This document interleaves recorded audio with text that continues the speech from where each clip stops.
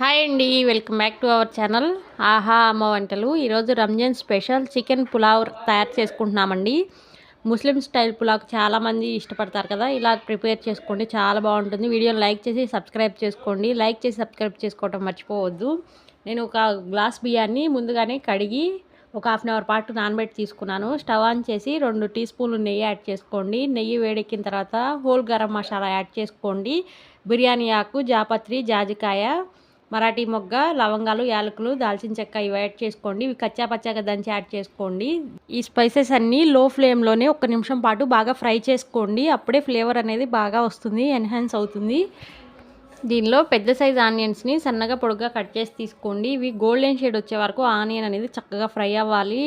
మనం పులావ్ తయారు చేసుకుంటున్నాం కాబట్టి ఆనియన్ బాగా ఫ్రై చేసుకోండి. ఇప్పుడు దీనిలో 2 బిర్యానీ ఆకులు, అలానే 2 టీ స్పూన్ల అల్లం వెల్లుల్లి పేస్ట్ కూడా యాడ్ చేసుకోండి. అల్లం వెల్లుల్లి పేస్ట్ ఫ్రెష్గా ఉన్నది యాడ్ చేసుకుంటే టేస్ట్ అనేది చాలా బాగుంటుంది. ఇవి బాగా ఫ్రై అయ్యి పచ్చివాసన పోయేదాకా అల్లం వెల్లుల్లి పేస్ట్కి ఫ్రై చేసుకుని దీనిలో 2 టమాటోస్ని సన్నగా కట్ చేసి యాడ్ చేసుకోండి. టమాటో కూడా సాఫ్ట్గా కుక్ అయ్యే విధంగా మూత పెట్టేసి ఒక 2 నిమిషాలు టమాటోని కూడా బాగా ఫ్రై చేసుకోండి. దీనిలో కొత్తిమీర, పుదీనాని కూడా సన్నగా కట్ చేసి యాడ్ చేసుకోండి. 1 నిమిషం ఫ్రై చేసిన తర్వాత దీనిలో biryani masala 1 teaspoon add చేసుకోండి. ఇవి బాగా 1 నిమిషం ఫ్రై చేసుకుని దీనిలో రైస్ ఎంత తీసుకుంటామో దానికి వాటర్ యాడ్ చేసుకోండి. నేను 1 గ్లాస్ రైస్ తీసుకున్నాను, దానికి 2 గ్లాసెస్ వాటర్ యాడ్ చేసుకున్నాను.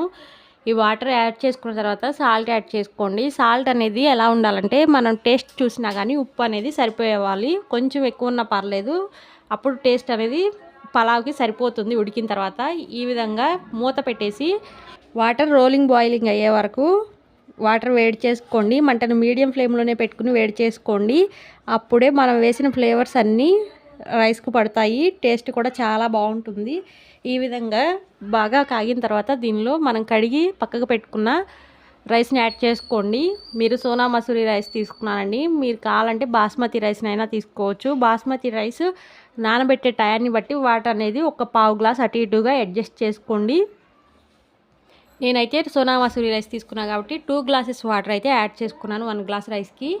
ఇప్పుడు బాగా మిక్స్ చేసుకుని మూత పెట్టేసేయండి. మూత పెట్టేసి మంటను హై ఫ్లేమ్లో పెట్టి ఒక 2 నిమిషాలు ఉడికించుకోండి. తర్వాత ఇంకొకసారి కలుపుకొని మంటను లో టు మీడియం ఫ్లేమ్లో పెట్టేసుకోండి. దీనిపైన మూత పెట్టి ఆవిరి అనేది బయటకు పోకుండా ఒక వెయిట్ పెట్టండి. రోల్నైనా పలవా గిన్నె మీద పెట్టుకోవచ్చు, లేదంటే ఒక గిన్నెలో వాటర్ పోసి ఆ గిన్నె బరువుని పలవా గిన్నె మీద పెట్టి ఒక 5 నిమిషాలు బాగా లో ఫ్లేమ్లో పెట్టి దమ్ చేసుకోండి. పలవా రెడీ అవుతుందండి.